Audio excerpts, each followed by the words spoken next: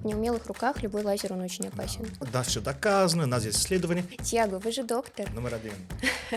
Лазер не может на пустом месте создать какую-то онкологическую болезнь. Я считаю, что это все ерунда.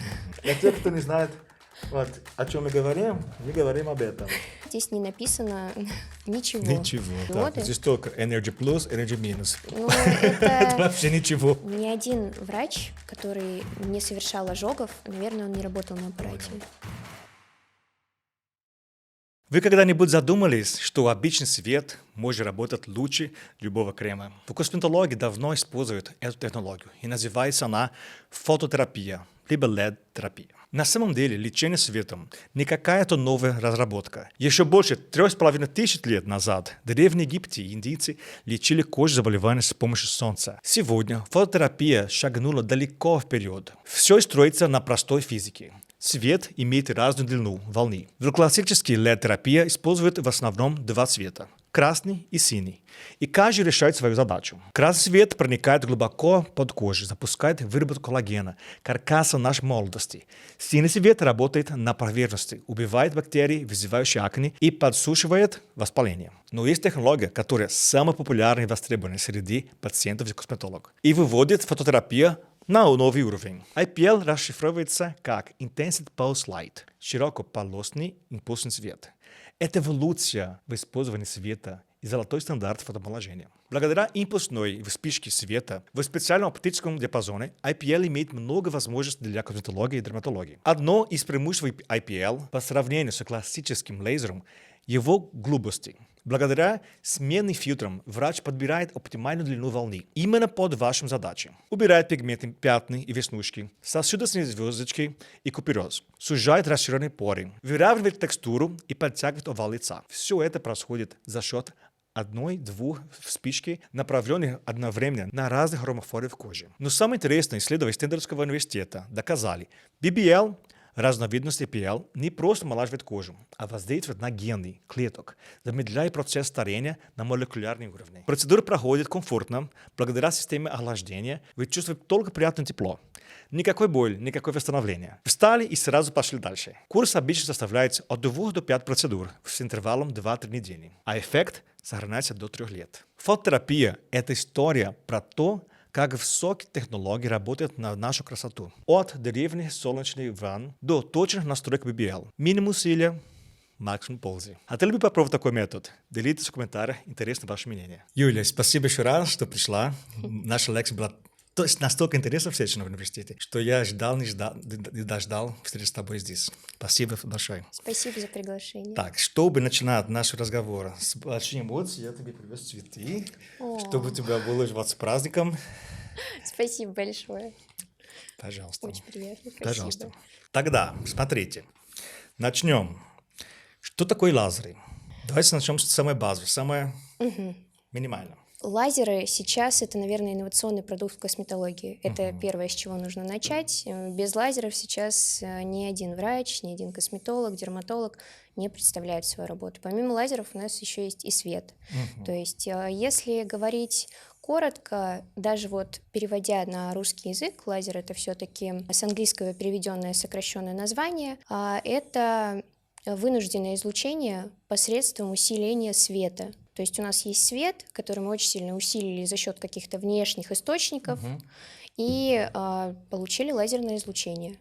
Оно становится в коже, конечно же, когерентным. Когерентность — это когда у нас излучение идет в одной фазе, как солдаты в одном строю, с одной ногой в одну сторону повернуты. Такое излучение, оно более контролируемое врачом, скажем так, более контролируемое инженерами. Есть световые технологии, которые заполонили вообще сейчас весь рынок. То есть почти каждый пациент, который хоть раз знакомился с косметологом, он знает, что такое фототерапия. Да.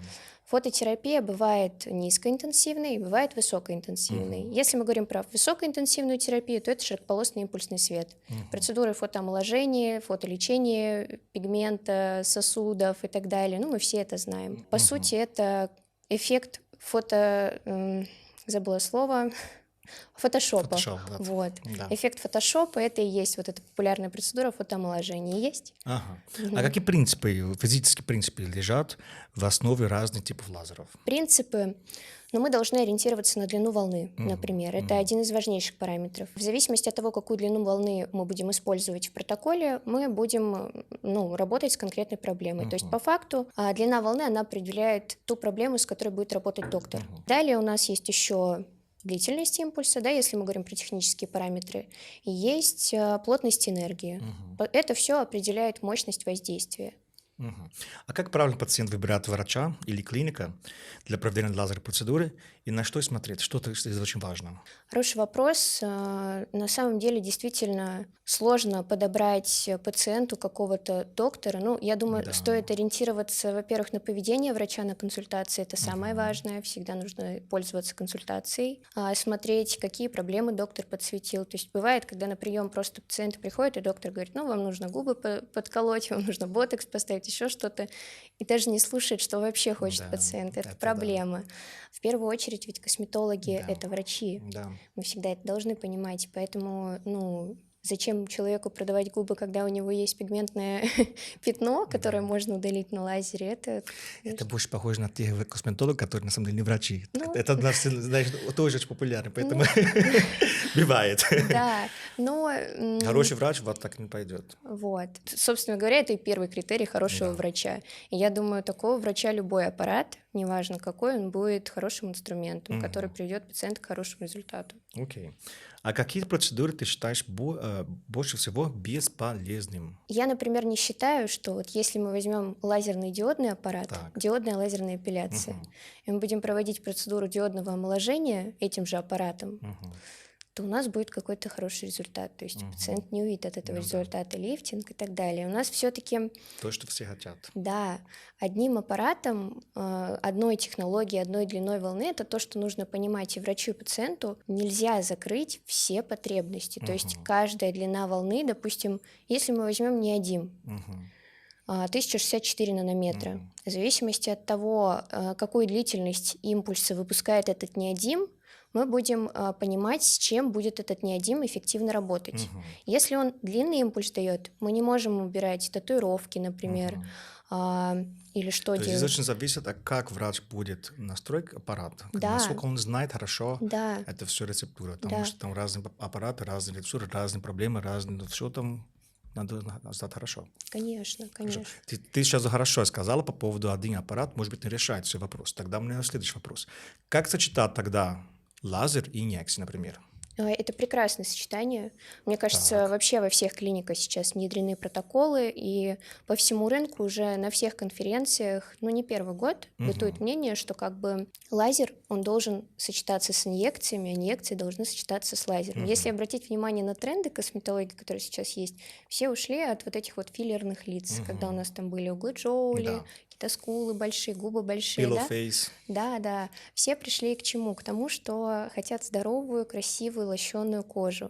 И в этом случае лазеры-инъекции, они не должны друг друга перекрывать или конкурировать, они должны работать в сочетании. То есть мы, допустим, биоревитализацию мы всегда должны провести до лазерной процедуры любой. А сколько дней до? Или какой должен быть протокол? Идеальный протокол — это биоревитализация, допустим, курс, который заканчивается за 14 дней до лазерной процедуры, лазерное омоложение, Так, и дальше у нас коллагеностимулирующая терапия очень какая-то. интересно, да. Да, вот это вот идеальный протокол. Опять же таки, коллагеностимулирующая процедура, не раньше, чем через 14 Тогда дней. следующий вопрос. Какие сейчас на рынке лазерные процедуры самые-самые популярные? Безусловно, фотоомоложение, но это не лазер, Да, фототерапия, фотоомоложение, оно актуально всегда. Если смотреть на рынок, как он разворачивается, да, то есть если раньше все хотели какую-то лазерную сильную шлифовку, так, чтобы реабилитироваться долго, и понимали, что если такая долгая реабилитация, значит, по-любому будет результат какой-то очень хороший, от этого сейчас все ушли. Все хотят меньше срок реабилитации, быть все-таки социально Все быстро сохранным. сейчас. Да, и при Хотя это не этом... всегда возможно, конечно, но быстро сейчас все хотят. Вот эта тенденция. Иногда все-таки для некоторых задачи нужен, да, больше серьезный реабилитационный период. Но если это возможно избегать этого, тогда и пожалуйста. Конечно. Почему бы нет? И вот сейчас тенденцию такую трендовую занимают те технологии, которые дают все-таки сокращенный период реабилитации, но при этом эффективный результат. А в чем состоится опасность лазерных процедур? Какие процедуры самые опасные в неумелых руках?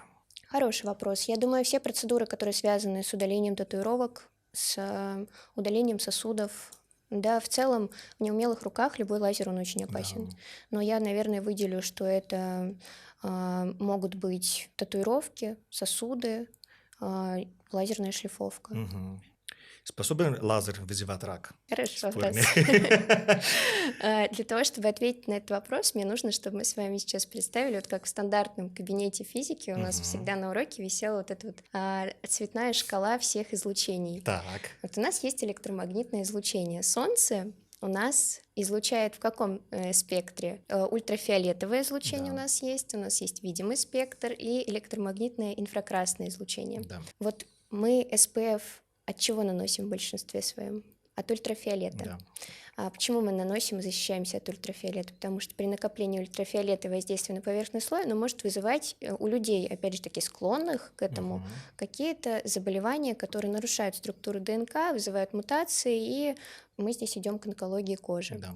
То же самое и с лазером. Лазер не может на пустом месте создать какую-то онкологическую болезнь, не Мгм. может вызвать рак. Но он может его усилить, простимулировать. Во-первых, нужно понимать, что лазер или свет, тот, который мы используем в косметологии, в дерматологии, он работает в видимом спектре и в инфракрасном. Это самые безопасные, терапевтически полезные виды излучения. Мгм. Вот это излучение, оно, естественно, вызывает прогрев, оно стимулирует кровообращение. А за счет стимуляции кровообращения мы можем усилить развитие, развивающую, скажем так, онкологию. Поэтому, если пациенты знают о том, что у них есть онкология, им, по сути, противопоказаны эти Мгм. процедуры. Ну или разрешены только с учетом консультации с их лечащим узким специалистом. Лазер или фототерапия, что лучше? Знаю, это очень Вопрос? сложно.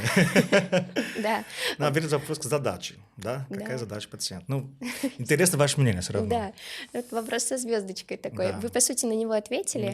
Да. Тут в зависимости от задачи. То Да. есть, если мы работаем с пациентом, у которого... Ну, просто пациент привел, хочу быть молодая, красивая. Что мне делать? Лазер или фототерапия? Ну, а, скажем, человек, который без медицинского образования, она не знает, она мгм. слышит про лазер, она слышит про фототерапию, знает, что это все хорошо, но она хочет быть красивой, молодая, либо как профилактика, Мгм. как антиэйджинг. Что делать? Какой выбирать? Ну вот что с ней? Вот если у нее сосуды и А пигментация, может быть, у нее ничего нет, она просто хочет поддерживать свои красота. Она, например, 35-40. тогда... Ну, вот потихоньку начинается вот старение начинается с 25 лет, да, Мгм. понятно. Ну, кого стареет быстрее, кого медленнее. Но людей всегда хочется поддержать, да, как Мгм. бы ревитализацию. Мы делаем тоже для поддержки, чтобы кожа Мгм. сияла. Мгм. Вот. Ну, допустим, у нее там туская кожа. Окей, давай хотя бы одну проблему Мгм. скажем. Такая толстая кожа, она хочет улучшать. Проблем, видимо, нету. Ну, она хочет, чтобы была еще красивее, чтобы было сияние. Ага. Лазер или фототерапия? Да и то хорошо. И то, и то. Да, на самом деле. Есть уже у нас еще один критерий, да, это ту стоимость, которую пациент готов заплатить за Окей, процедуру. так, Вот так, можно от него интересно, давайте. отталкиваться. Если говорить в этой стезе, то лазер, он, конечно, будет стоить дороже. Мгм. Вот. Если говорить про фототерапию, ну, это, безусловно, потрясающая процедура, которая подойдет абсолютно всем. Поэтому она настолько популярна у нас сейчас на рынке, каждому первому, второму. Но зато фототерапию надо делать почаще, Да, чем лазер. да, все верно. Да? Лазер может быть дороже, но его делается меньше. Да. Так, а я прошлый раз тебе спросил стоимость BBL. Какие у нас обычные стоимости в Москве? И тоже про фототерапию, может, Мгм. расскажете, потому что Мгм. всем будет интересно. Ну, смотрите, BBL, конечно, он очень хорошо раскрученный маркетинговый аппарат, и Мгм. процедуры на нем очень Мгм. раскручены, поэтому все привыкли вот про эти протоколы говорить, вот омоложение, да, Forever Young, протокол самый популярный. Стоимость, ну, я слышала в среднем не меньше 40 по Мгм. Москве даже в Окей. том числе. А фототерапии? Фототерапия, допустим, APL, омоложение, тут ценник может быть ниже. Ну, в Мгм. среднем, допустим, это 15-20 тысяч по Москве. Мгм. При этом, по сути, результаты одни и те же. То есть Мгм. эти две Интересно, технологии, очень да, интересно. они эффективны, но вот пациент, он сейчас должен очень хорошо разбираться в рынке и понимать Мгм. еще и маркетинг, Ну да. который закладывают клиники. Хочу обсуждать очень интересный момент. Мы очень часто видим, особенно в социальных сетях, вот эти маски для домашнего использования, да, которые покупаешь, вот Мгм. сидит с ней и обещает чудеса. Бывают такие маски за 10 тысяч, за 5 тысяч рублей, за 300 тысяч рублей, да, японская. То есть от 5 до 300 тысяч. Какие-то из них вообще работают? Хоть одна из них работали? Что вы скажете? Я считаю, что это все ерунда. Даже те, Вот. которые за 300 тысяч, которые у нас Ну, все доказано, у нас есть исследования. Своя исследование, конечно. Вот смотрите, Тиаго, вы же доктор. У вас есть... Почему вы доктор? Потому что у вас есть медицинское образование, Да, правильно? да. И также у нас на рынке. То есть любой косметологический аппарат, который в клинике стоит, он называется медицинским изделием. Это вот на примере, как я на лекции вам рассказывала, да, то есть когда вы берете шприц, вы точно знаете, что в нем находится. Да. И когда вы делаете процедуру какую-то пациенту, вы понимаете, чем вы делаете эту процедуру. Когда пациент целенаправленно решает сэкономить, купить вот эту LED-маску где-то заказать, неважно, за 10. Иногда нужно сэкономить, за 300 тысяч надо сэкономить. Ну, по-разному бывает. Да, то есть нужно понимать, что когда мы берем вот это устройство, мы не знаем, на каких параметрах это устройство работает. У нас элементарно, мы не называем это медицинским устройством. Мы можем использовать его как предмет интерьера или как лампу, знаете, интересно. да, как лампу какую-то для подсветки, чтобы красивая атмосфера. Ну, Для социальных сетей, чтобы показать, что там что-то делать да, важно себя. но не более. То есть результат от этой процедуры мы не можем ожидать. Почему? Потому что когда в клинику, в профессиональную пациент приходит на эту процедуру, доктор понимает его соматическое состояние. Он спрашивает у него, какие есть хронические болезни, да, не противопоказана ли эта процедура ему. И все прямо настроено к этому Конечно. пациенту. Там Вот. это огромный аппарат. Для тех, кто не видел, вот мы говорим про маску, или про этот огромный аппарат, который находится в клиниках. Это совсем разные вещи. Поэтому я как раз хочу вам показать то, что мне подарили. У меня есть такая маска. Для тех, кто не знает, вот, о чем мы говорим об этом. Вот, пожалуйста, расскажите нам, как вы это видите. Это очень интересно. Ну вот смотрите, вот эти светодиоды, которые здесь находятся, да, во-первых, что вам нужно как доктору, как пациенту определять? Здесь должен быть какой-то, мы называем это, так как я занималась регистрацией медицинских изделий и занимаюсь по сей день, я знаю, как это должно выглядеть. На любом медицинском изделии должен быть шильд, где написано номер регистрационного удостоверения, да, который у нас признано, что именно на таких изделиях мы можем совершать какие-то процедуры, которые будут эффективны интересно. и безопасны, самое важное. Здесь нет такого шильда, здесь не написано ничего. Ничего. Да. Вот здесь. Далее, что мы видим? Ну, есть светодиоды. На этом, наверное, все. Неинформативно очень. Мы не видим никакой информации, которую содержал бы аппарат, который содержит, да? Какая длина волны у нас у светодиодов, на какой интенсивности светового потока работают эти светодиоды. Так, здесь только energy plus, energy minus. Ну, Это это вообще ничего это не не означает. профессионально. И меняем цвет. Да. Там, по-моему, 4 разных цвета. Я ее не пользовал пока, потому что боюсь, но мне подарили. Как вы сказали, вот как предмет интерьера. Классно. И на карнавал, может быть, не Да, знаю. карнавал, я тоже думала об этом. Ну, вот как предмет интерьера мне нравится, да.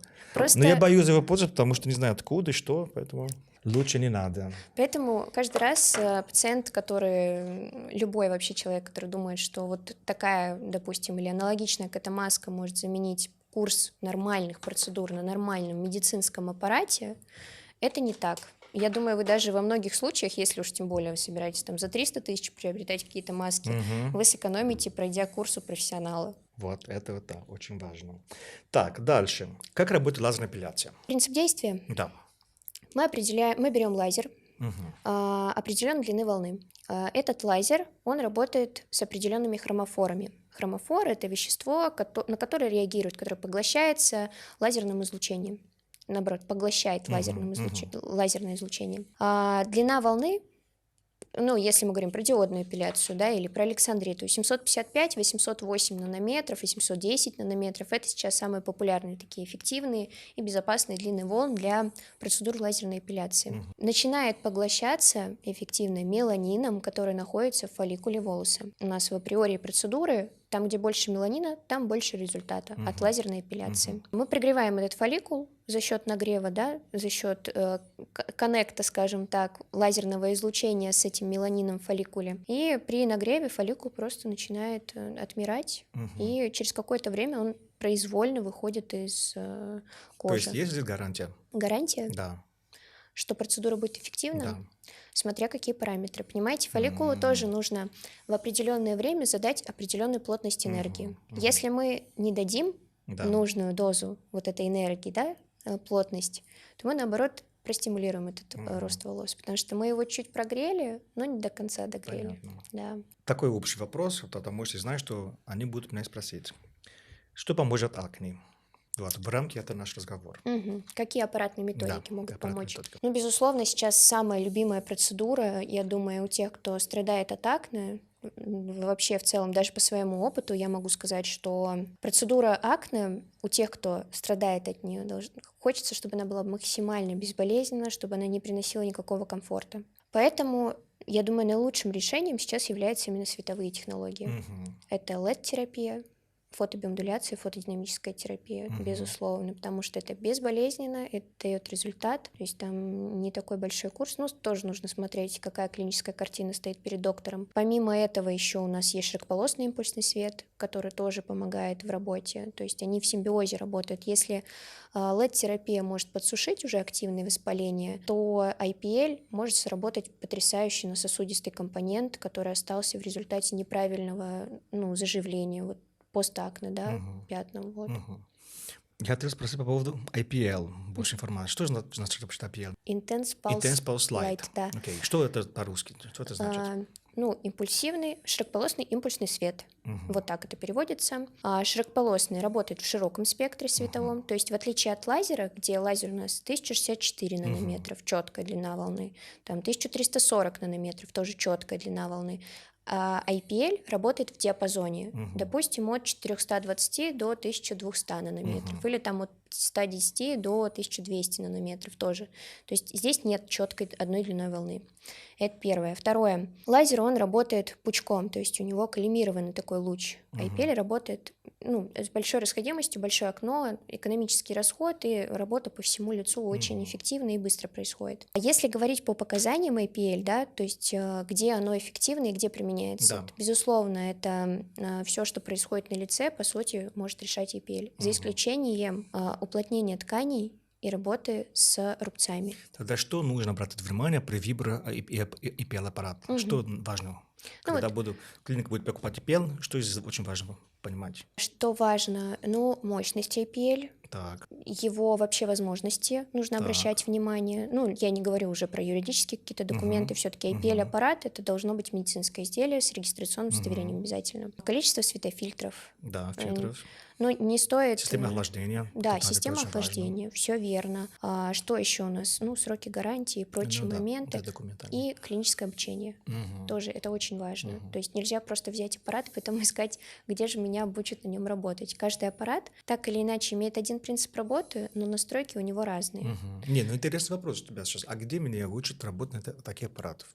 Как правило, компании, которые занимаются продажей Так. аппаратов, они имеют свое клиническое обучение. Если Окей. говорить про ту компанию, в которой я работаю, да, мы занимаемся каким образом? После продажи оборудования на место, куда мы продали, в любой регион, наши аппараты стоят. Тогда врач, который не покупал у вас этот аппарат, он не может приходить к вам на обучение. На каком-то другом аппарате, если он работает, я не думаю. Ну, может быть, он, например, заканчивал, сейчас вот ординатура, проходил, все. У него пока работы нет. Но он хочет учиться уже, как на этот аппарат работает, потому что вот у работодателя просит, что мы нанимаем тех, которые уже знают, как работать. А человек, то есть он не работает, и у него не может научиться через клинику. Не может тоже туда, потому что не покупал аппарат. Здесь очень сложно. Смотрите, я работаю в компании, которая является производителем, разработчиком и еще и продавцом, да, медицинского изделия, которое выводит на рынок. Почему мы, собственно говоря, с вами познакомились в Сеченовском меде? Да. Потому что наша компания оборудование свое поставила на клинические исследования в Сеченовский мед. И вместе с докторами кафедры мы как раз-таки занимаемся просвещением в этой деятельности. Вот один из вариантов — это ДПО, да? Да, это хорошо. Второй вариант. Так как мы являемся разработчиками, компании, да, то есть мы инженеры, которые работаем очень плотно с врачами при выводе оборудования, мы понимаем, что между инженерами и медициной, то есть врачами, нужно построить такой мост. Вот у нас, допустим, есть в нашей компании курс 3-дневный, интенсивный, в котором мы как Я раз-таки... хочу. Я поговорю, может, мне Хорошо. получится даже подарить вам Очень какой-нибудь интересно. билет. Ой, Мост между я такой врачами. фанат учиться, ты знаешь, поэтому для меня же горит. Хочется. Расскажите. Вот этот мост между физикой и Так. врачами. Вы знаете, этим курсом мы занимаемся достаточно давно, и каждый год мы садимся после каждого пройденного мероприятия. Вот оно очень трудозатратно для нас, мы абсолютно Понятно. не зарабатываем на нем, на этом курсе, но при этом мы садимся и каждый раз думаем: так, нам показалось, что вот этот врач, он все-таки не до конца разобрался в этой Вау, теме, это он не до классно. конца понял, как происходит поглощение, как происходит рассеивание, как работает лазер с кожей. Нам нужно что-то доделать. И у нас, допустим, даже есть опыты, где врач вместе с инженером, а рядом Очень стоит... круто, очень классно, очень хорошо придумано. Это очень важно, Ну, для нас... потому что вот я прохожу очень много курсов, и не только здесь, в России, по всему миру. И я понимаю, что иногда, может быть, я, либо может, какие-то свои коллеги, мы до конца все-таки не ловили информацию. Мы можем ну, либо информацию, либо практику. Ну, каждый раз по разным местам бывает по-разному. А компания вот продала курс, уже все, до свидания. Это м, поэтому Нет, большая мы проблема. даже в Хорошо, этом... что вы так делаете, это круто. Спасибо большое. Просто мы очень любим свое дело и живем им по-настоящему. И в этом году мы даже рабочие тетради сделали для того, чтобы у Вау, доктора осталось вот это вот все записки, не в блокноте в каком-то, который он где-то оставит, еще что-то. То есть он попробует все руками сделает, посмотрит, как этот луч, ну, на очень классно. банальных примерах. И еще и в медицину ему это все переведут и покажут, как это работает на практике. Так, тоже вопрос, который часто спрашивают. Лазерный пилинг или лазерная шлифовка? Вообще-то, какая разница между ними? В вашем понимании лазерный пилинг это какая процедура? Ну, то есть какая Для меня я же вижу вот это, который черная маска, А, который, мгм. как называется, Карбон, да, карбоновый пилинг. Да, вот. Для меня такая понимание, правильно я Мгм. понимаю, я вижу. Но это две разные тогда процедуры. Так, Лазерная шлифовка и карбоновый пилинг — это две разные так. процедуры, у них разные цели. То есть Мгм, если мы делаем карбоновый пилинг, это прекрасная процедура, мгм, альтернатива механической какой-то чистки. То есть мгм. мы наносим То карбоновый. есть лайтово, не Да, такая, ну, тоже результат будет, наверное, тоже маленький. но мы, по сути, очень хорошо подготавливаем кожу. Если есть воспаление, кстати, Так. акне, оно Мгм, хорошо сработает. мгм, Черные точки какие-то, если шелушение есть, мгм, при этом жирная кожа, для того, чтобы с этим сработать, карбоновый пилинг — это окей. Если мы говорим про лазерную шлифовку, то здесь у нас более интенсивное воздействие. А как работает лазерная шлифовка? На данный момент на рынке есть две технологии, две длины волны мгм. лазерные, которые работают с этим. Есть СО2 лазеры и есть эрбиевые лазеры. СО2 лазеры, конечно же, это очень интенсивное воздействие. Да. Я слышу, А, что вы же много лет, правильно? Сколько, вы знаете? Очень давно, но это практически один из самых первых лазеров, который Ну, появился. лет 20. Да в целом, да, я думаю, 20 точно есть. Как работает лазерная шлифовка, да, вот эти две длины волны? Они при попадании в кожу, они берут воду, которая есть у нас в коже, и нагревают до температуры испарения. М. И СО2, он работает в дермальном слое, поэтому практически всегда у нас у пациентов кровяная роса на процедуре происходит. Образуется корочка, это восстановление в течение 2 недель вместе с корочками, потом снятие отечности, эритема остаточная, которая тоже проходит там спустя месяц. Делают такую процедуру. Я могу сказать, кто ее делает и кто ее любит. Это люди, которые страдают постакне рубцами, Ну да. интенсивными такими. Но она происходит тоже не всем. То Мгм. есть лазерная шлифовка, если есть какие-то сосудистые заболевания, она противопоказана, потому что она ее усилит. А вот Мгм. если мы говорим про эрбий, то здесь воздействие более поверхностное, с одной Мгм. стороны, но при этом оно тоже очень эффективное. Интересно. И реабилитация, как правило, практически у всех эрбиевых лазеров, она сокращена до недели максимум. И нет вот этой вот кровяной... Ну, можно до этого состояния довести пациента, там, несколько раз проведя насадкой, но, как правило, она не такая, как у СО2. Понял. Тогда топ среди лазеров. Что хочет иметь у себя каждый специалист? Больше, скажем, топ-3, твое мнение. Давайте. Но не только лазер возьмем еще и Давайте, фототерапию. да. Мы с нашей компанией тоже проводили исследования. Мгм. И мы приняли, что, вот, допустим, клиника косметологии, да, мы берем, в которой работает дерматолог, и какое у него в арсенале должно быть оборудование. Очень интересно. Давайте. Да. Номер 1.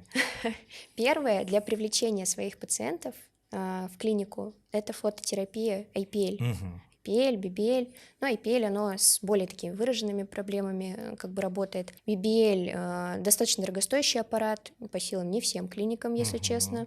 Вот. Так, интересно, сколько примерно?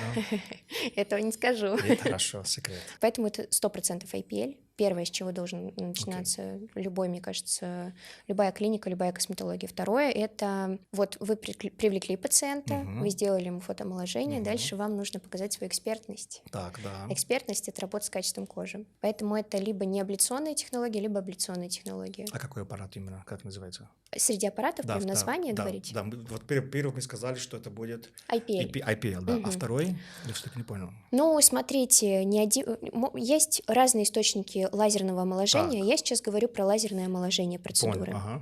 А что это может быть? Это может быть эрбий, например. Это может быть какая-то неабляция. Сейчас у нас на рынке есть там неабляционные технологии. Пировскитовые, очень популярные. Это длина волны 1340 нанометров. Набирающие популярность, потому что врачи боятся, они привыкли к тому, что Ну да, неабляционное, да, неабляционное омоложение, то есть пару слов, да, для пояснения, что такое неабляция. Если абляционное там, омоложение — это шлифовка, ну, аналог шлифовки, то неабляция — это процедура, которая происходит без нарушения поверхностного слоя, но при этом глубокое воздействие лазера внутри кожи происходит. И в дермальном слое мы стимулируем активно коллаген, фибробласты, точнее, для того, чтобы вырабатывать коллаген, и чтобы у нас был ровный, уплотненный рельеф и кожа. Если говорить про неабляционные методики, то неодим когда-то был самый популярный, сейчас все-таки вот лидируют и между собой соревнуются. Это у нас пировскит и эрбий на стекле. Вот эти две технологии. Немножко появляется туилевый лазер, но я думаю, когда-то он уже заходил на рынок. Мне кажется, что раз уж он ушел, все-таки пировскит и эрбий на стекле намного лучше по работе. А светотерапия или фототерапия, в чем разница? Светотерапия, фототерапия, да по сути это одно и то же. Одно и то же, Да. только разные названия. Да, фото, свет — это как бы, если мы берем широкополосный импульсный свет, там у нас лампа, которая излучает световое излучение тоже в диапазоне. Если мы говорим про светотерапию, там тоже свет.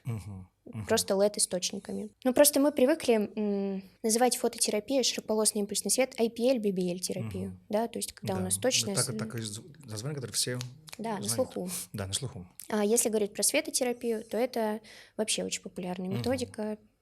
Покайфовать под аппаратом, расслабиться и получить еще и при этом... Вот мы с вами говорили про пациентку, вы мне задавали вопрос, да, если она пришла, вот ей там 25 лет, каких-то выраженных изменений нет, но при этом она хочет поддержать свою молодость. Светотерапия — это топ процедур, Супер. да, для того, чтобы поддерживать свои ресурсы организма. Профилактика. Да, профилактика старения. Хорошо, а на какие этапы терапии в дерматологии, косметологии показана фототерапия, как проходит процедура? Так, на каких этапах? Хороший вопрос. Ну, я думаю, после консультации можно ее... Нет. Если косметолог разрабатывает протокол, то, я думаю, вначале стоит пациента подготовить к любым аппаратным Это методикам. очень важно, да. Да. Поэтому спешить здесь нельзя. Потому что любые лазерные методики, светотерапия, лазер, фототерапия, это все будет воздействовать на воду, которая есть у нас. И некоторые пациенты обезвоженные, им тяжеловато будет и после процедур, и во время Особенно процедур. зимой, вот, пожалуйста, Да. кучей. Поэтому нельзя пренебрегать биоревитализацией. Как бы это банально не было, но это лучшая подготовка к процедурам. Поэтому я думаю, подготовиться нужно перед процедурами. Это, например, биоревитализация той же. Когда у нас насыщенная не обезвоженная кожа, тогда мы уже приступаем к аппаратной методике. То есть это, если мы рассматриваем, да, прием, то консультация, потом второй прием инъекции, и третий прием — это уже аппаратная косметология. Так, как научиться определить хороший, плохой аппарат? Есть какие-то советы, которые можно нам дать? Да нет хороших и плохих аппаратов на самом деле. Просто каждый врач, он должен понимать, подходит ли ему по тем же настройкам, по удобству, по параметрам. Есть клиники, которые занимаются, например, только... Нет, я имею в виду больше как нам для пациента, потому что вот недавно, я пару дней назад видел, что обнаружили в каком-то клинике аппарат, который вроде бы хорошо, а кажется, что он фейк был из Китая. Вот, поэтому здесь, конечно, сложно, чтобы пациент будет сам проверять, да? Наверное, кто покупал, он знал, что аппарат фейк. Дешево стоит, это все виноват, наверное, клиник или врач, который покупал. Окей. А пациент как-нибудь может понять, хороший, плохой, оригинальный, не знаю. Есть какие-то советы, которые можно дать? Ну, смотрите. Или, может быть, врач, который работает в этой клинике, купил этот аппарат, владелец клиники, а врач, может быть, не знает. Ну, хорошо, есть вот у меня такой способ для вас, да, Так как я вообще начинала свою деятельность в косметологии с регистрации медицинских изделий, всегда можно подойти к аппарату, повернуть его спиной, ну, получается, задней частью. Так, И на поверхности, как правило, всегда есть шильд такой серенький, супер, на котором написан номер регистрационного удостоверения. Там супер. РУ, РЗН у него начинается чаще всего, или если это старый аппарат, ФЗН, если я не ошибаюсь. Просто запросить номер регистрационного удостоверения у этого аппарата, серийный номер этого аппарата, если нужно, можно тоже запросить. Это открытая информация, которую, ну, как бы клиника в открытом доступе может предоставить, я думаю, и врачу, и пациенту. Понял. Когда мы получаем номер регистрационного удостоверения, есть доступ к ресурсу, к этому электронному на сайте Росздравнадзора. Мы переходим в позицию сервисы, и дальше в сервисах мы ищем единый реестр медицинских изделий. Интересно очень. Да, мы туда нажимаем, вводим этот номер, который нам назвали, и понимаем, зарегистрирован То этот есть аппарат. защищаться можно, есть какой-то способ, да? Конечно. Окей. Или, может быть, уже был как-то ожог, и, может быть, пациент думает, что, может быть, что-то не так с аппаратом. Да, вот это очень хороший вопрос, Да, который вы задали. как раз я хотел сейчас спросить про историю вашей практики. Про ожоги, про осложнения. Можете там поделиться с нами какие-то истории с практики? Но я могу сказать так. Ни один врач, который не совершал ожогов, наверное, он не работал на аппарате. Понял. Потому что в практике врача ожоги это нормально. Да. А У бывает, нас на кафедре тоже часто говорят, если у вас нет осложнения, значит, вы просто не работаете. да. Почему?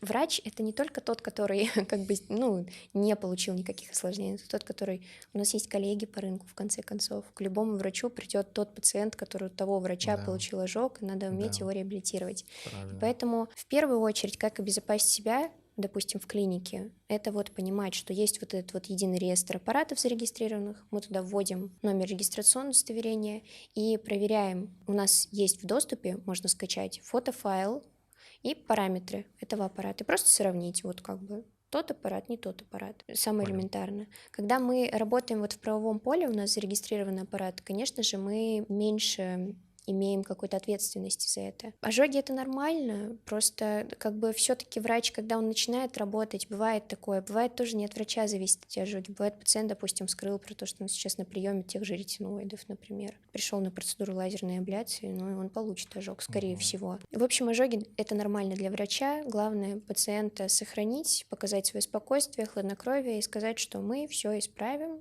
мы с этим сработаем. Я думаю, в косметологии, в любой, есть любая методика, даже аппаратная, которая Да. способна исправить. Я хотел все-таки спросить последний вопрос, потому что я помню это из вашего лекции, который у нас был в Сеченов.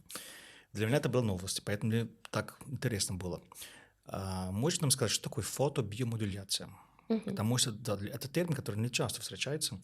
Я знаю, что много людей будет интересно хотя бы понять, что это такое, как она отличается от других. Хороший вопрос, тоже со звездочкой. Потому что это очень сразу напоминало мне, я долго потом об этом думал. Ну, самое раскрытое будет интересно. Спасибо.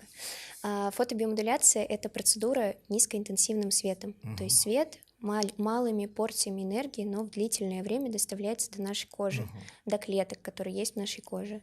И самый популярный основной принцип действия, объясняющий работу фотобиомодуляции, это когда этот свет попадает в митохондрии, и эти митохондрии начинают активно вырабатывать АТФ. Ну, а АТФ — это что у нас? Это энергия, да. Энергия. Да.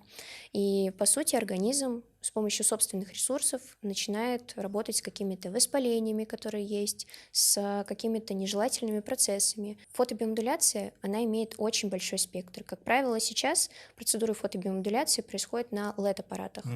Светотерапия, Да. это по сути, да?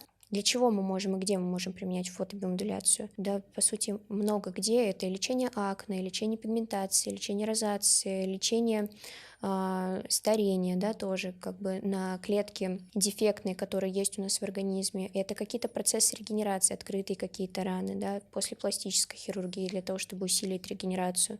Стимуляция роста волос в трихологии очень популярная методика. Вирус папилломы человека даже Мне там. очень нравится, что она достаточно безопасна и эффективна. Да. Это очень хорошо. Да.